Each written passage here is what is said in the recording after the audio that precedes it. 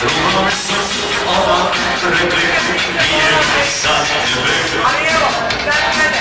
Ispiju iz glave i mešaš nam sve.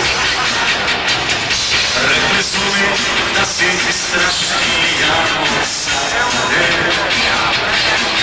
Ipak su te znali mnogo bolje.